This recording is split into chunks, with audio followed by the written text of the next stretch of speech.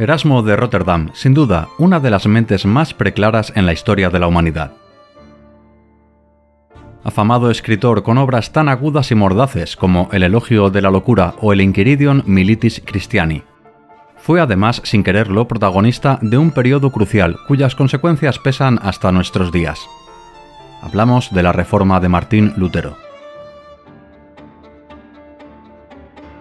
Mucho se ha hablado de la supuesta influencia de Erasmo de Róterdam sobre las tesis luteranas. ¿Es esto cierto? En este documental narraremos la biografía de Erasmo y, cómo no, los puntos de encuentro y desencuentro con Martín Lutero, una actitud equidistante por la cual a punto estuvo de ser tachado de hereje. Pero antes de sumergirnos de lleno en este interesante relato, ya saben, hemos de situarnos en contexto.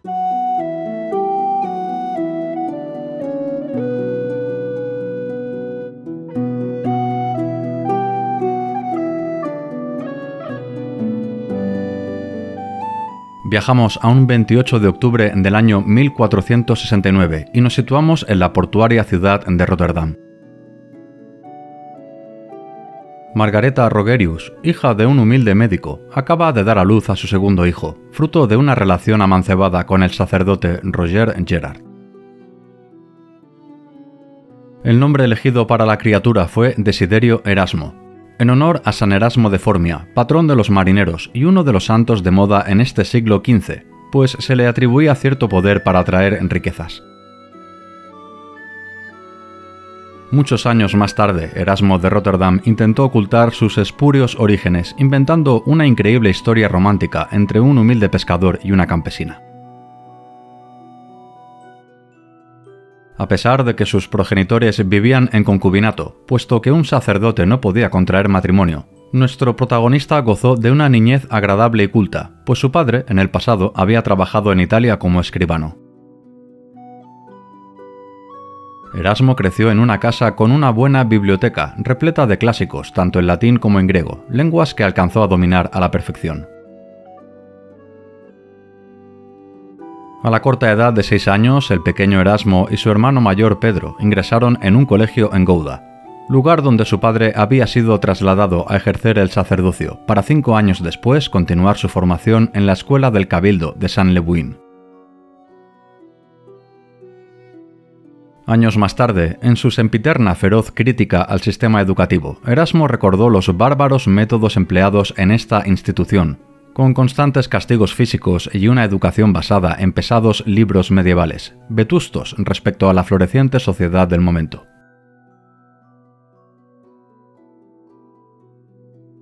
Pero la feliz infancia de nuestro protagonista se truncó en el año 1483.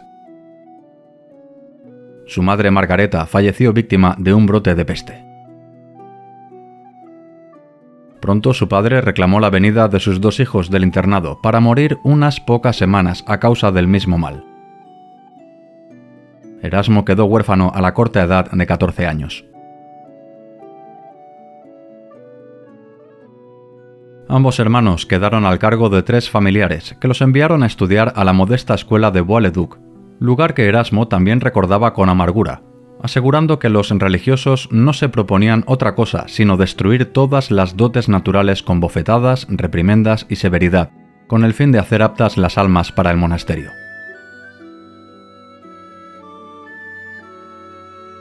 Vemos pues que Erasmo, de bien joven, se mostró reacio a la posibilidad de vivir para siempre recluido en un cenobio, una situación que tuvo que aceptar bien pronto, pues la herencia de su padre se finiquitó con los últimos años de educación de los 2 hermanos. Sin recursos, Pedro ingresó en el monasterio de Sion y Erasmo hizo lo propio en la abadía de Maus de Stein, cerca de Gouda. A los 19 años, muy a su pesar, inició la carrera sacerdotal, militando en la Orden de San Agustín.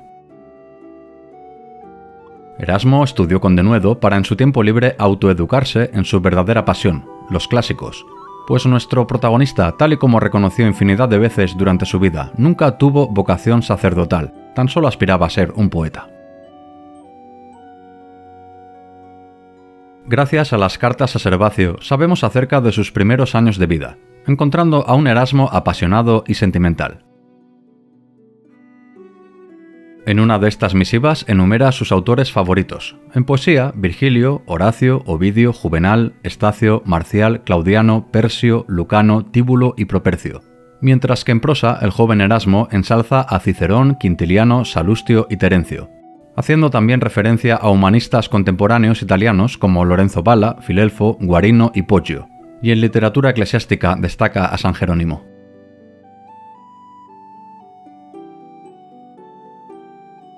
En este periodo sabemos que Erasmo comenzó a trabajar en su primera obra, un esbozo de lo que sería los Antibarbari, un diálogo en el que aborda la coexistencia de la cultura clásica con la teología cristiana, algo considerado como peligroso para la fe por muchos teólogos coetáneos a nuestro protagonista.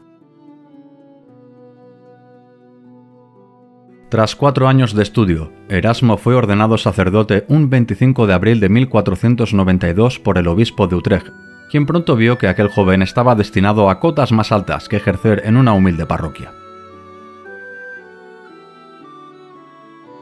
Ese año, el mismo obispo de Utrecht le ofreció el puesto de secretario del obispo de Cambrai, Enrique de Bergen, un prestigioso prelado que ostentaba el cargo de canciller de la Orden del Toisón de Oro y se encontraba a la espera de viajar a Roma para obtener el capelo cardenalicio. Erasmo aceptó entusiasmado la vacante, en espera de poder acompañar al obispo de Cambrai a la patria de sus literatos favoritos. Pero pronto Erasmo se aburrió de su nuevo trabajo. El viaje a Italia se retrasaba sine die y su labor se limitaba a ejercer de gris secretario, con constantes y tediosos viajes desde Bergen a Bruselas o Malinas. Fue en estos años donde entabló amistad con Jacob Butt, antiguo estudiante de la Sorbona de París, quien le sugirió continuar su formación en esta universidad, el centro del saber en Europa, un campo de batalla donde los más eruditos defendían a capa y espada las más modernas corrientes teológicas. El obispo de Bergen aceptó la renuncia temporal de Erasmo, quien se encontraba cerca de la treintena y poco a poco veía cómo su talento se desvanecía entre multitud de legajos administrativos. Con una pequeña asignación, nuestro protagonista emprendió el primero de sus muchos viajes. Erasmo de Rotterdam marchó a París.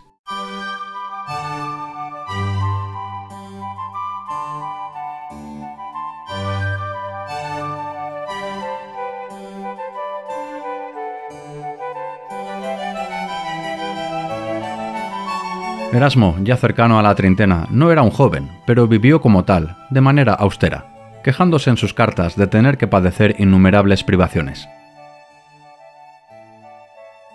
Las malas condiciones de la residencia de estudiantes le causaron no pocas enfermedades.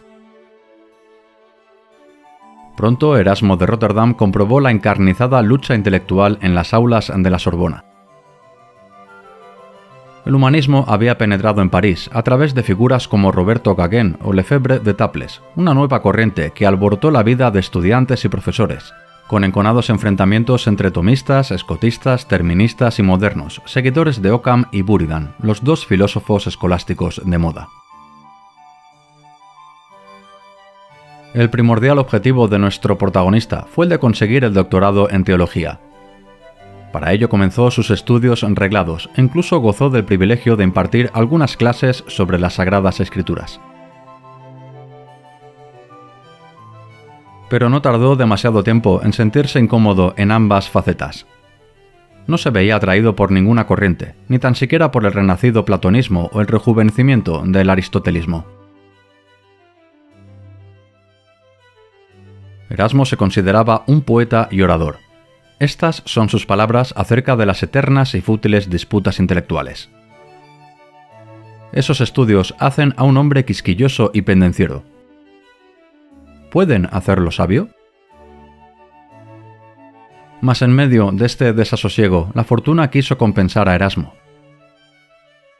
Roberto Gauguin, autor de Origine et Gestis Francorum Compendium, el primer estudio humanista centrado en la historiografía, comprobó con horror que la primera edición de su obra había quedado con 2 folios en blanco. Gauguin ofreció a Erasmo rellenar este hueco, y nuestro protagonista lo hizo publicando La Carta de Encomio, un corto de lo que sería su obra futura, El Elogio de la Locura. Veremos más adelante que este fragmento le abrió muchas puertas en distintas partes de Europa. Llegada la primavera de 1499, Erasmo comprendió que de momento su sitio no estaba en París. A través de unos amigos consiguió que el joven inglés Lord Montjoy se interesase en contratar sus servicios como preceptor. Inglaterra, patria de eminentes eruditos como Tomás Moro o Juan Colet, se abría a la llegada del genio de Rotterdam. Erasmo llegó a la isla en verano de 1499. A pesar de la brevedad de su estancia, tan solo 6 meses, tuvo tiempo para codearse con la flor y nata de la intelectualidad inglesa. Para mayor sorpresa, muchos le conocían por sus 2 páginas escritas en la obra de Roberto Gauguin. Erasmo estrechó lazos con Juan Colet y Tomás Moro, e incluso conoció al niño Enrique de 9 años, el futuro Enrique VIII, a quien le dedicó un panegírico en honor de su patria. Fueron unos tiempos felices. Erasmo compartió memorables veladas con estos sabios, tertuliando sobre diversos y profundos aspectos teológicos. A su amigo Fausto Andrelino le escribió que «Aquí en Inglaterra hemos adelantado un poco. El Erasmo a quien conocéis es ya casi un buen cazador, no muy mal jinete y un cortesano bastante diestro».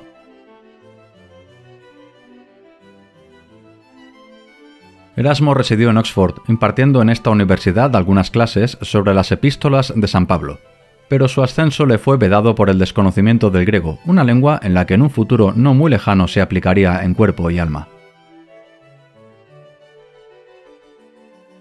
Pero pronto la aventura se acabó para Erasmo. En Inglaterra no había conseguido ningún tipo de beca ni puesto de importancia. Tras 6 meses de estancia, tuvo que regresar a París, tan solo con 20 libras en el bolsillo, y que para mayor desgracia le fueron confiscadas en el puerto de Dover, debido a una ley que impedía la exportación de oro y plata. Los agentes portuarios tan solo le dejaron con 5 miserables ángeles para costearse el regreso a Francia. Vuelta al cargado ambiente de la Sorbona y las penurias de la residencia. Fueron unos duros años. Sus cartas están repletas de quejas y lamentos. Muchos de sus amigos le sugirieron que regresara a Holanda, donde podría gozar de una vida acomodada al abrigo del obispo de Cambrai, pero nuestro protagonista se negó en redondo. Estas son las palabras de Erasmo. En Holanda el aire es bueno para mí, pero esos extravagantes holgorios me fastidian. Añadid a esto el vulgar, inculto carácter del pueblo, el violento desprecio del estudio, el no sacar fruto del saber, la más estupenda envidia. Más aún, Erasmo dedicó estas duras palabras a sus compatriotas. Yo no escribía para italianos, sino para holandeses, es decir, para las orejas más embotadas. Esta penuria económica incentivó la creatividad de nuestro protagonista. De la necesidad nació la colección de Adagiorum Collectanea, un compendio retórico de 800 dichos proverbiales extraídos de autores latinos, que en su versión final llegó a alcanzar más de 4.000 apotegmas. Erasmo consiguió publicar su primera obra ya pasada la treintena, un trabajo que le reportó discretos beneficios que subsanaron su maltrecha economía. Debemos hacer un inciso para conocer el negocio de la imprenta en este principio de siglo XVI. Los editores solo pagaban a los escritores de renombre. Un novel, como era el caso de Erasmo, solo recibía un número de ejemplares de su obra que podía vender por su cuenta o dedicar a futuros mecenas en espera de recibir algún favor. Los literatos en este tiempo vivían básicamente de las prebendas eclesiásticas o de patrones seglares, tal como fue el caso de Erasmo con la noble Anna van Borselen. Ahora bien, la publicación de su ópera prima sirvió para darse a conocer, una carta de presentación que le facilitó la enseñanza de clases particulares a jóvenes de familias pudientes. Pero de nuevo, cuando todo parecía ir sobre ruedas, la desgracia se cruzó en el camino de nuestro protagonista. Un brote de peste asoló París. Erasmo a nada más temía que a esta enfermedad. Recordamos que tanto su padre como su madre fallecieron a causa de la peste. Erasmo escapó de París, residiendo por un corto periodo de tiempo en Orleans, hasta que su bolsillo definitivamente se vació. No tuvo más remedio que regresar a su patria para alternar residencia en el castillo de Tournheim y en viviendas de nobles o prelados amigos. En 1502 fue a Lovaina y allí dio algunas clases en su universidad, rival de la Sorbona parisina. Recordamos que la Universidad de Lovaina se fundó en 1425 con el objetivo de librar a Holanda de la tutela de París en materias espirituales. Las magistrales lecciones de Erasmo de Róterdam no pasaron inadvertidas para el rector Adriano de Utrecht, futuro papa Adriano VI, quien le propuso una cátedra, rechazada por Erasmo, alegando la imposibilidad de compaginar la docencia con sus estudios particulares, además de confirmarse en su deseo de permanecer independiente.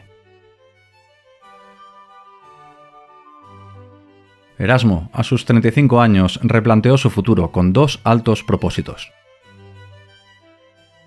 El primero, editar a San Jerónimo, ya que consideraba que hasta entonces nadie lo había traducido con corrección del griego, debido a la multitud de arcaísmos originales. Para ello debería cumplir su segundo deseo, aprender griego. Tal fue la determinación de nuestro protagonista, que tomando como referencia sus cartas, tan solo tardó un año en pasar de ser un aspirante a esa lengua a declarar que ya podía escribir con propiedad todo lo que se desee, incluso improvisando. A la vez, Erasmo afrontó el estudio del hebreo, una lengua no obstante que abandonó. Este esfuerzo vio su recompensa en el año 1504, cuando ya comenzó a realizar sus primeras traducciones en griego. Fue en este periodo también cuando se comenzó a gestar el Enchiridion Militis Christiani, una obra que pretendió revitalizar el culto cristiano, allanándolo para el pueblo. El Enchiridion es el germen de los posteriores problemas que sufrió Erasmo en tiempos de la Reforma. El Enchiridion nació a raíz de un fortuito encuentro con el guardián del monasterio de Lovaina, un simple hombre que reconoció comulgar con el cristianismo, pero no con la totalidad del culto ni el sacerdocio. Al mismo tiempo, en Lovaina conoció a Juan Vitrier, un sacerdote condenado por la Sorbona por sus expresiones contra los abusos de la vida monástica, un revolucionario que incluso se opuso a determinadas prácticas y ceremonias en la Iglesia. Erasmo quedó profundamente influenciado por las firmes convicciones de Juan Vitrier. En el Enchiridion, Erasmo propugnó por el deber de los cristianos de volver a la Escritura como principal fuente, con el fin de esforzarse por entender su verdadero significado, para lo cual debían familiarizarse con los clásicos y los filósofos. Más aún, Erasmo incluso criticó la observación de determinadas ceremonias, asemejándolas al rito judaico. Según sus palabras, si las ceremonias no renuevan el alma, carecen de valor y son nocivas. Erasmo censuró la expiación de los pecados, quejándose del hecho de que a los feligreses tan solo les bastara con acudir a misa y cumplir inocuos rituales para ser perdonados y volver a sus antiguos malos hábitos. Erasmo lo criticaba de esta forma: «Adoráis a los santos, os place tocar sus reliquias, pero ¿queréis ganaros a Pedro y Pablo? Entonces imitad la fe del uno y la caridad del otro, y habréis hecho más que si hubieseis ido a Roma 10 veces.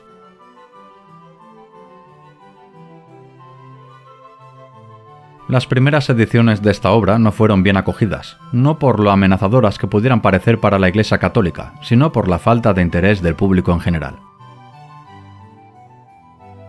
La Santa Sede permitió la totalidad de este manual. Incluso en periodo de la Contrarreforma, tan solo unos pocos pasajes fueron expurgados. El Enchiridion Militis Christiani alcanzó especial relevancia durante la querella de Lutero, viendo muchos de sus partidarios en esta obra de Erasmo una confirmación de sus tesis. Poco a poco, las obras de Erasmo comenzaron a circular por los ámbitos académicos de toda Europa, un prestigio que le sirvió para regresar a finales de 1504 a París, con el fin de perfeccionar sus estudios teológicos.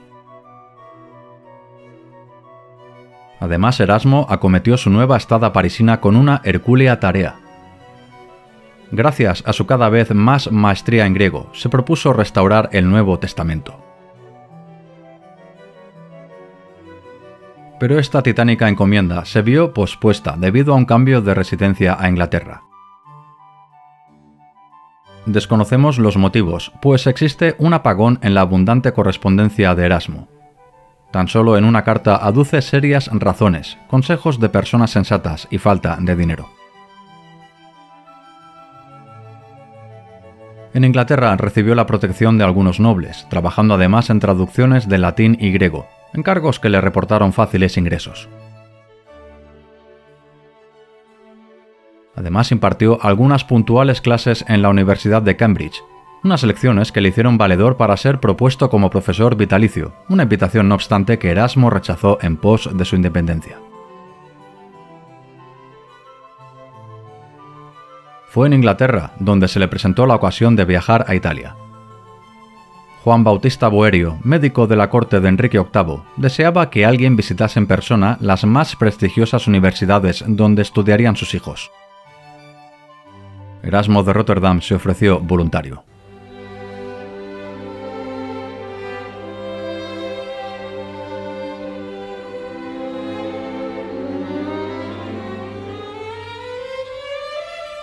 Tras una plácida travesía, un 4 de septiembre de 1506 llegó a Turín, en cuya universidad tanto alumnos como profesores se sorprendieron de la visita de tan eminente autor. Es más, el rector le concedió el doctorado en teología, un título que no le causó entusiasmo. Tan solo lo aceptó como un escudo por si en un futuro era atacado. Estas son las palabras de Erasmo. He obtenido el grado de doctor en teología, y ello del todo contra mi intención, solo porque me sentí abrumado por los ruegos de mis amigos. Erasmo deseaba visitar y establecerse en Bolonia, la principal universidad italiana y quizá de Europa, pero no pudo acceder a la ciudad debido a una guerra entre el Papa Julio II contra la familia Bentivoglio. No tuvo más remedio que asentarse en Florencia, mostrando poco interés por las esculturas y pinturas que embellecían la ciudad. De la poca correspondencia de la época, tan solo nos ha llegado amargas quejas sobre el derroche que había supuesto la Cartuja de Pavía. Tal y como había pactado con Juan Boerio, Erasmo instruyó durante un año a sus hijos, mientras trabajó paralelamente en traducciones de Eurípides. Fue en Venecia, uno de los centros impresores más importantes del momento, donde Erasmo se interesó por todo lo relativo a la técnica y funcionamiento de la imprenta. Erasmo residió en el mismo taller y trabajó codo con Aldo Manuccio, uno de los más célebres impresores, aportando ideas para abaratar costes y facilitar la lectura. En Venecia, Erasmo trabajó día y noche, traduciendo a clásicos como Píndaro, Pausanias, Plutarco, Plauto y Séneca, probando con estos trabajos nuevos soportes más baratos y cómodos para el lector. A comienzos del año 1509, Erasmo se presentó en Roma y fue recibido como autor reputado por cardenales y prelados. Incluso mantuvo una larga conversación con Giovanni de Medici, futuro Papa León X. Pero el periplo italiano de Erasmo llegó a su fin. Arruinado de nuevo y horrorizado por las guerras papales, de manera providencial su amigo y protector Lord Montjoy le informó desde Inglaterra que el príncipe Enrique, a sus 18 años de edad, había accedido al trono bajo el nombre de Enrique VIII. Montjoy le animó a regresar a Inglaterra, pues el rey le tenía en alta estima. No en vano, el octavo de los Enriques disfrutaba y releía con fruición sus adagia. Nuestro protagonista recibió la cantidad de 10 libras para costearse el viaje a la isla. Allí se reuniría con su estimado amigo Tomás Moro. Según nos narra el propio Erasmo, fue en su paso por los bucólicos Alpes donde comenzó a esbozar su obra más conocida, el Elogio de la Locura, Moriae Encomium, pensado en su amigo Tomás Moro, cuyo apellido en griego, moros, significa loco. Por lo tanto, en una doble traducción se podría entender como elogio a Tomás Moro. Una vez llegado a suelo inglés, se alojó en Buckelsbury, en la misma casa de Tomás Moro, lugar donde en pocos días plasmó y dio forma al Elogio de la Locura. Este es un ensayo ácido y crítico con los dogmas de fe, que según nuestro protagonista, en exceso, conducen a la absurdidad. Erasmo presenta un monólogo de la locura personificada, tratando asuntos serios con ironía. En el Elogio de la Locura, Erasmo critica a todos los estamentos de su tiempo, desde la nobleza y el pueblo llano hasta los altos cargos de la Iglesia, pasando como no por los theologae histriones, los histriones teológicos, aquellos supuestos eruditos que según su parecer con sus fútiles debates contaminaban la verdadera esencia de las Escrituras. A pesar de ser considerada como la principal obra de Erasmo junto a los Coloquia, pocos años más tarde el mismo autor restó importancia al Elogio de la Locura, tachando este escrito de insignificante e indigno de haber sido publicado. Gracias a su correspondencia, sabemos que Erasmo impartió con moderado éxito lecciones de teología y griego en Cambridge. Más tarde regresó a Londres, encerrándose en su estudio para abordar las dos grandes tareas que tenía pendientes: editar a San Jerónimo y una completa traducción del Nuevo Testamento. Pero Inglaterra se levantó en armas. En agosto de 1513, los ejércitos ingleses ganaron a los franceses en Gingate, mismo momento que los escoceses invadieron Inglaterra, siendo derrotados en Flodden. Erasmo, firme detractor de la guerra, no compartió la admiración general por Enrique VIII.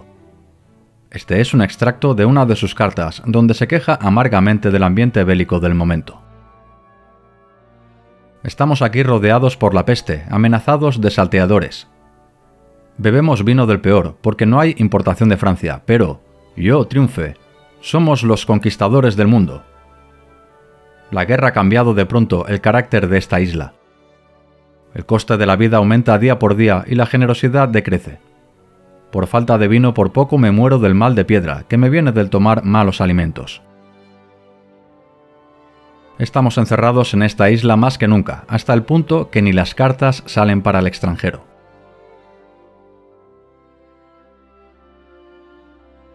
En verano de 1514, Erasmo abandonó para siempre Inglaterra, un país al que solo volvió en cortas estancias, sin residir de manera prolongada. ¿Dónde ir? Erasmo, ya de 45 años de edad, se planteó acudir a Roma, con el fin de cumplir una enigmática promesa, o establecerse en la corte de Brabante, su patria, lugar donde de bien seguro podría vivir de manera confortable el último tercio de su vida. Pero finalmente su determinación por concluir lo inacabado pudo más. Nuestro protagonista se dirigió a Basilea, al taller del editor Froben, con el objetivo de inspeccionar nuevos y antiguos escritos que iba a publicar, como los textos de San Jerónimo y el Nuevo Testamento. Esta última obra considerada como revolucionaria, pues Erasmo, gracias a su erudición en griego, detectó grandes errores de traducción que diferían de la Vulgata.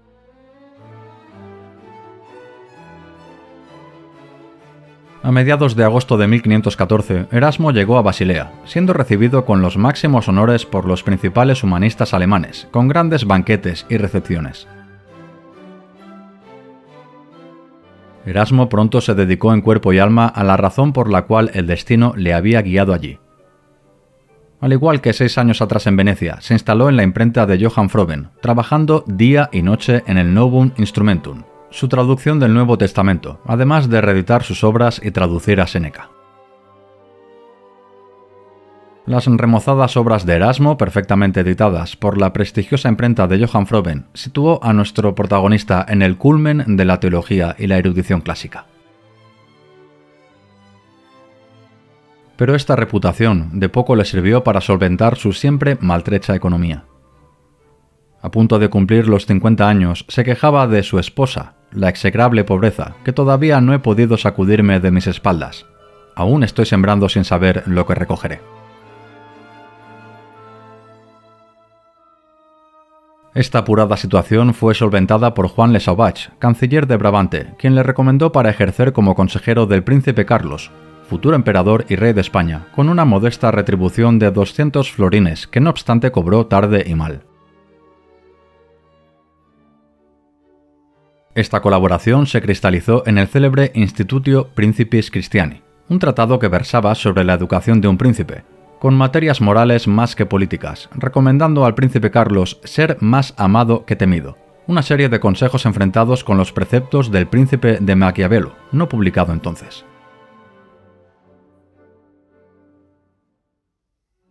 En enero de 1517, Erasmo recibió una agradable carta del Papa León X, quien, sabedor de la enorme influencia y reputación de nuestro protagonista, decidió otorgarle una serie de privilegios. Primero de todo, le perdonó sus transgresiones eclesiásticas. Además, lo eximió de vestir el hábito de su orden. Le permitió vivir en cualquier parte del mundo y le autorizó a disfrutar de bienes eclesiásticos, a pesar de la ilegitimidad de su nacimiento. Con esta misiva papal, Erasmo definitivamente se libró de regresar al monasterio. Erasmo en 1516 y 1517 vivió en Amberes, Bruselas y Gante. De todos los rincones de Europa le llegaron propuestas para que residiera en sus respectivos países. Enrique VIII le puso una considerable cantidad de dinero sobre la mesa, mismo caso que en Francia, Leipzig o Nuremberg. Incluso el cardenal Cisneros, en vistas de la próxima llegada de Carlos I, quiso tenerlo cerca del rey, proponiéndolo como catedrático en la Universidad de Alcalá, un empleo que Erasmo rechazó, alegando que no lo podía compaginar con su trabajo editorial. Vemos pues que Erasmo puso de nuevo en valor su independencia en menoscabo de una holgada situación económica. Con buenas palabras dejó en el aire todas las propuestas, para finalmente elegir su propio destino. Se trasladó a la Universidad de Lovaina, centro donde impartió docencia por 4 años. En Lovaina, Erasmo recibió multitud de visitas de intelectuales de todo el continente, siendo tildado por todos ellos como el grande hombre de Rotterdam, ornamento de Alemania u honor del mundo. Esta creciente fama de Erasmo en parte fue debida a que cada año surgían diversos rumores que aseguraban su muerte, además de la aparición de multitud de escritos que falsamente se le atribuían. Muchos ya eran conocedores que Erasmo de Rotterdam era un genio generacional.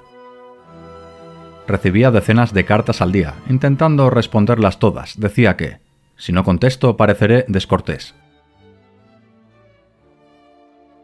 Debemos entender la importancia de la correspondencia en aquel tiempo, unos bellos ejercicios de gramática y erudición que eran pensados para ser publicados.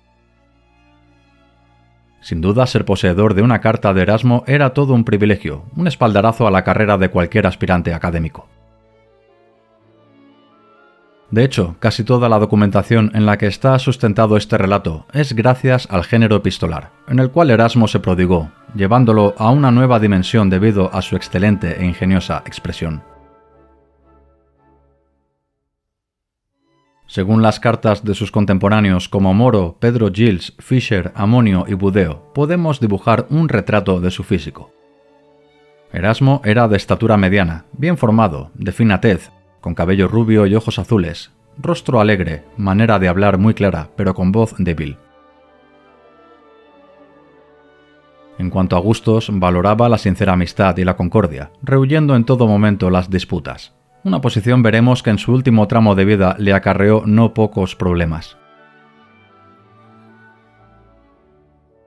Una de sus frases más célebres la encontramos en su correspondencia con el futuro líder de la Reforma suiza, Ulrico Zwinglio, a quien le aseguraba que «Yo deseo ser un ciudadano del mundo, entregado a todos, o mejor aún, extranjero para todos».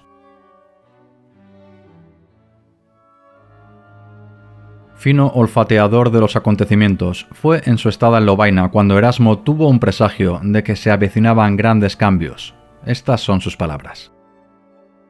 Temo que una gran subversión de cosas se esté preparando aquí, si el favor de Dios y la piedad y sabiduría de los príncipes no se preocupan por los asuntos humanos.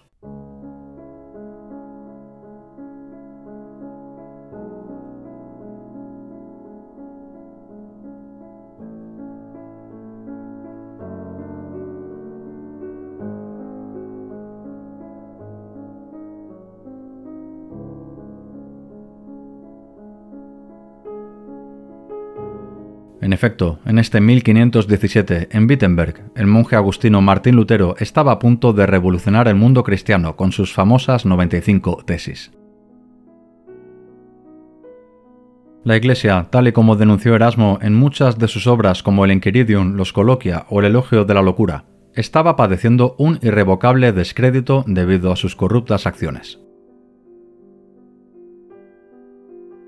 Para Erasmo, el principal problema de los estados, la sociedad y la Iglesia se basaba en el alejamiento de las fuentes originales.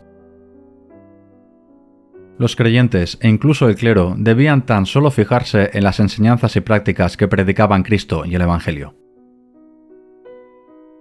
La pureza se conseguía a través del ayuno, las buenas acciones, la caridad y las oraciones prescritas. Asimismo, Erasmo rechazaba la excesiva observancia de las fiestas, que aunque no deben ser descuidadas, se hacen desagradables a Dios cuando se vuelcan en ellas olvidando su original sentido. Misma aversión propugnaba Erasmo en cuanto a la confesión y las indulgencias. Las peregrinaciones las eximía de valor, así como la adoración de santos, acto al que tachaba de supersticioso, de esta manera lo criticaba.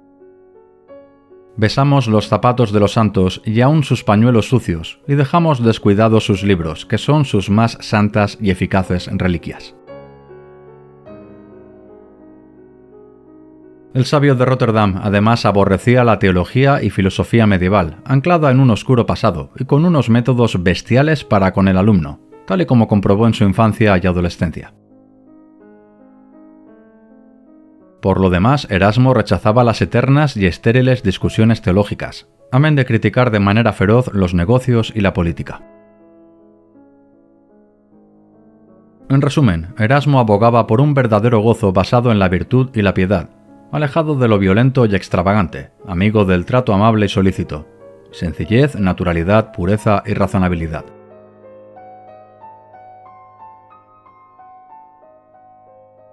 Mucho se ha hablado y especulado sobre la influencia que pudo ejercer nuestro protagonista sobre las tesis de Martín Lutero.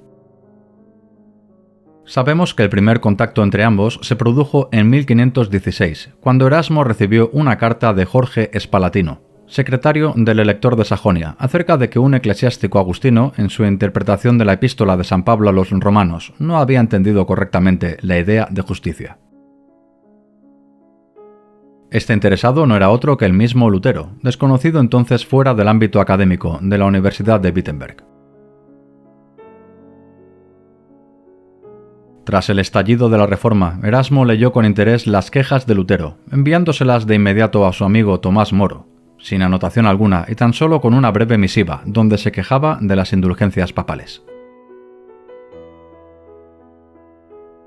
Erasmo, en cambio, sí escribió a Juan Lang, uno de los principales partidarios de Lutero, dando en parte la razón al reformista, afirmando que «A mí me parece que la monarquía del Papa en Roma, como ahora está, es una pestilencia para la cristiandad. Este asunto debiera ser resuelto por los príncipes, pero me temo que ellos obrarían de concierto con el Papa para asegurarse parte del botín».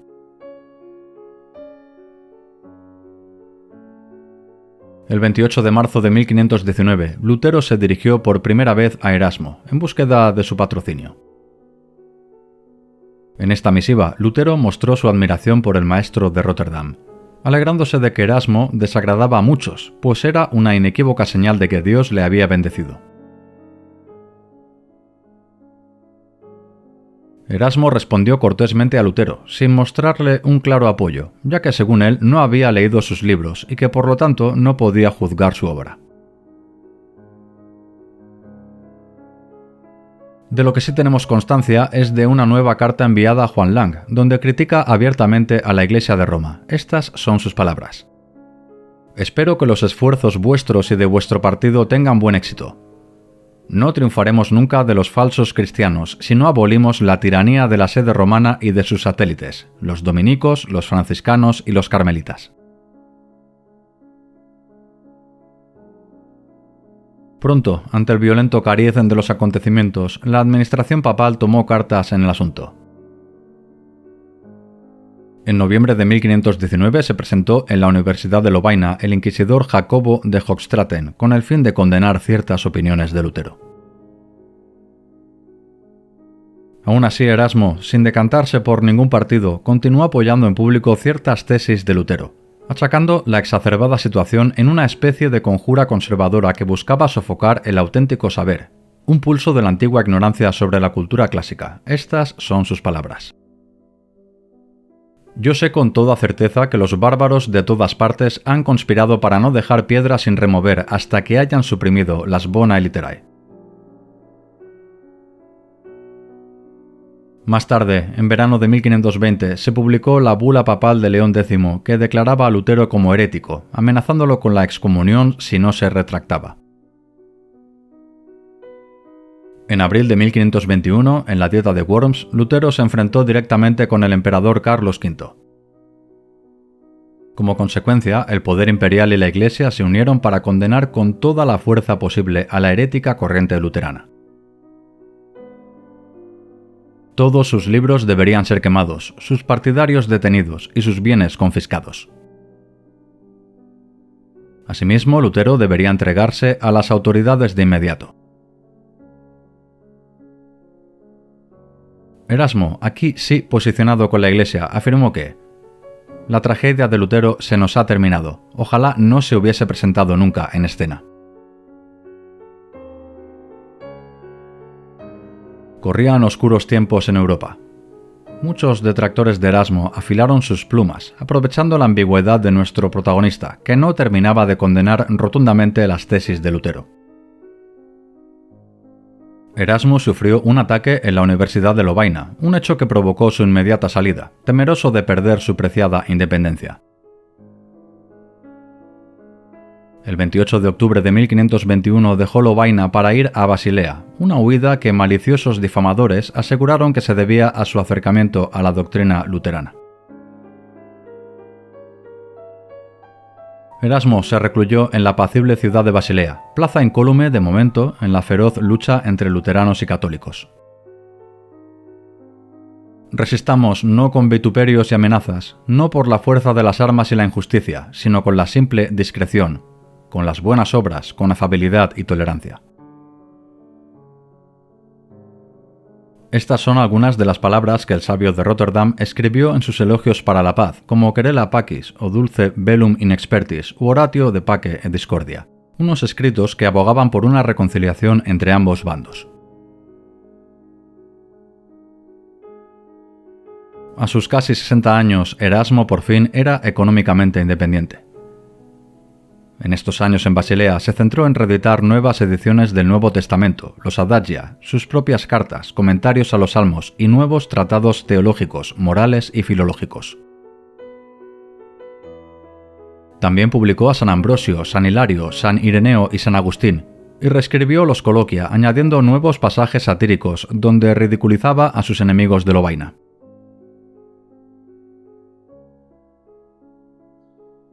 Vemos pues que a pesar de sufrir episodios de grave enfermedad, estos 8 años que residió en Basilea fueron muy fructíferos, trabajando sin descanso, sabedor que el tiempo se consumía. Y no fue precisamente tranquilo este último tramo de su vida. De todas partes de Europa, Erasmo recibió furibundos ataques a su obra.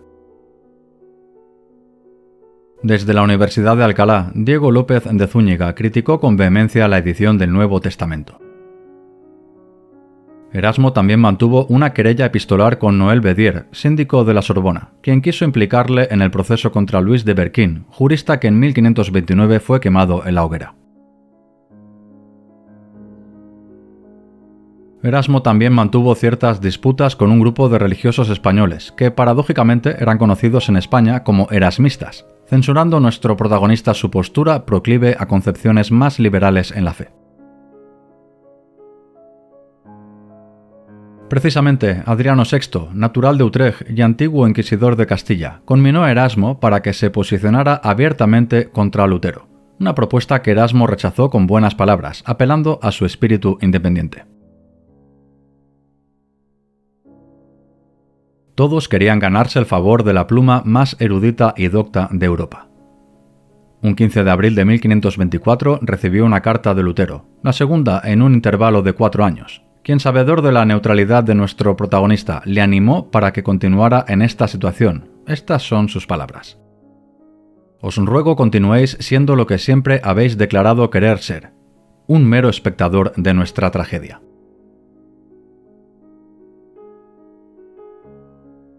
Y es que Erasmo y Lutero convergían en ciertos aspectos, como la importancia de los sacramentos o la primacía de San Pedro, pero divergían en cuestiones puramente teológicas, como la visión del bien y el mal, el pecado, la coacción, la libertad y la esclavitud, así como la relación del hombre con Dios. Estas diferencias quedaron plasmadas en una obra redactada por Erasmo en septiembre de 1524, De Libero Arbitrio Diatribe, una tenaz crítica en contra de las concepciones individuales de la Reforma luterana, abogando Erasmo en favor de la autoridad y la tradición en la Iglesia. Esto es, Erasmo concebía una gran libertad en el libre albedrío, propuesta que Lutero rechazaba de manera frontal. Lutero recibió con desprecio este escrito, respondiendo después con de servo arbitrio. Ajeno en lo que podía a las disputas que sacudían el mundo cristiano, Erasmo continuó con su ingente producción, publicando en 1526 la Christiani Matrimoni Institutio, un manual escrito para Catalina de Aragón, primera esposa de Enrique VIII de Inglaterra, que en aquel entonces sufría por los amores de su esposo con su amante Ana Bolena. En 1528 publicó en la imprenta de Juan Froben sendos manuales, uno acerca de la pronunciación correcta del latín y el griego, y otro con el título de Ciceronianus, con el objetivo de orientar en la escritura y fonética del latín. Mientras tanto, en la hasta entonces católica Basilea, los luteranos tomaron posiciones. Erasmo contaba con el apoyo del obispo de Basilea, Cristóbal de Utenheim, firme defensor del humanismo. Juan Ecolampadio y Guillermo Farel trabajaron por la reforma en Suiza, abriendo la puerta en Ginebra a Calvino, quien ya abiertamente se había posicionado a favor de las tesis de Lutero. Los primeros enfrentamientos de relevancia entre católicos y reformistas se registraron a mediados de 1528, hasta que un año después, en 1529, en Basilea fue prohibido el antiguo culto.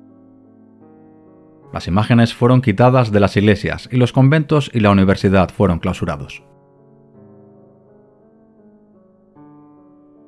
Aunque Juan Ecolampadio prometió salvaguardar la integridad de Erasmo, temeroso por su vida y receloso de su independencia, pidió al archiduque Fernando un salvoconducto que le permitiera cambiar de residencia. Nuestro protagonista encontró cobijo en Friburgo de Brisgovia, seguro lugar católico bajo dominio de los Austrias. Erasmo, a sus 61 años, consideró Friburgo como una estancia temporal, con la idea en mente de regresar a Francia o pasar sus últimos días en su Holanda natal. Pero pronto Erasmo comprobó el buen clima de la ciudad, un ambiente que le favorecía a su débil salud. En 1531 compró una casa en Friburgo, la primera residencia que adquiría en su vida. A pesar de sus cada vez más frecuentes y agudas dolencias, Erasmo continuó trabajando con tesón y denuedo en las ediciones de San Juan Crisóstomo y San Cipriano, así como en la revisión de los coloquios, adagios y el Nuevo Testamento, además de permitirse el capricho de traducir a Aristóteles. Desde su seguro refugio, Erasmo asistió horrorizado a las revueltas producidas por la Reforma. En parte se sintió culpable. No en vano, a Beato Renano le aseguró en una carta que Si hubiese sabido que iba a venir una época como la presente, hubiera dejado de escribir muchas cosas o no las hubiera escrito del modo que lo había hecho.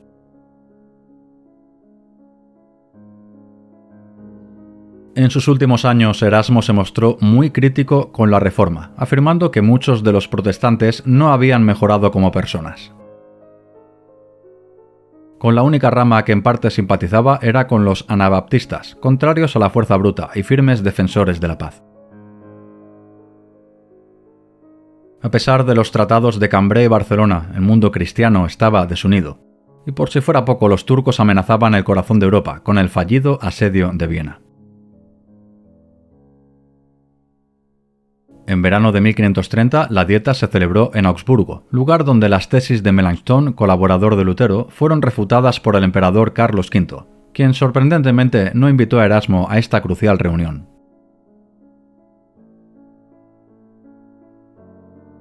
El desacuerdo de la Dieta de Augsburgo se tradujo en la Liga de Esmalcalda, la unión de todos los territorios alemanes protestantes contra el emperador, una rebelión a la que Carlos V dedicó ingentes recursos, dejando el Mediterráneo expedito para el infiel otomano. Y por si fuera poco, Enrique VIII rompió definitivamente con la Iglesia de Roma, a consecuencia de su divorcio con Catalina de Aragón. Sus amigos Juan Fisher y Tomás Moro fueron ejecutados por el rey inglés, unas muertes que le afectaron profundamente. El Papa Paulo III, sabedor de la importancia de tener en su equipo a Erasmo, le concedió una renta sobre el priorato de Deventer, una modesta asignación que le permitiría pasar sus últimos años de vida en paz y con un desahogo económico. Aquejado de un fuerte mal de gota, Erasmo ya sabía que se encontraba en sus últimos años de vida. En 1533 escribió: «Ojalá se digne el Señor sacarme de este desvariado mundo y me llame a su reposo». Nuestro protagonista quiso pasar sus últimos días en su patria, pero el trabajo le llevó de nuevo a Basilea, a la imprenta de Juan Froben.